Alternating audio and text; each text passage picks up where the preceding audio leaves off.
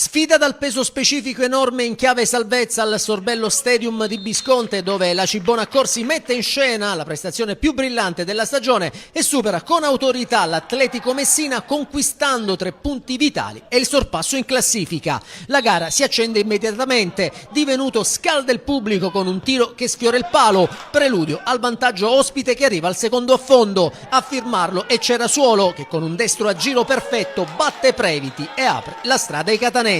La Cibona Accorsi continua a spingere, sfiorando il raddoppio con Abramo, ma stavolta Previti si oppone con un grande intervento. Nulla può però l'estremo difensore bianco-azzurro sul colpo di testa ancora di Cerasuolo, che raccoglie il cross di Divenuto e firma il 2-0 e la sua personale doppietta. L'Atletico non si arrende e prova a riaprire il match. Prima la retroguardia ospite si oppone con ordine sull'iniziativa di Di Natale, poi è un super Pappalardo a dire no a Guglielmo e a Di Natale, salvando il doppio vantaggio con 2 interventi da applausi. La Cibona Accorsi riprende il controllo e, dopo un gol fallito di un soffio da Divenuto, è proprio il capitano a rifarsi poco dopo. Diagonale preciso, palla in rete, 3-0 pesantissimo. L'Atletico prova un'altra reazione, ma senza trovare la porta con il solito Di Natale, mentre sul ribaltamento di fronte Divenuto completa la sua giornata d'oro con un delizioso pallonetto che vale il 4-0 e la doppietta personale. Nella ripresa i padroni di casa si riversano in avanti, costruiscono occasioni in serie,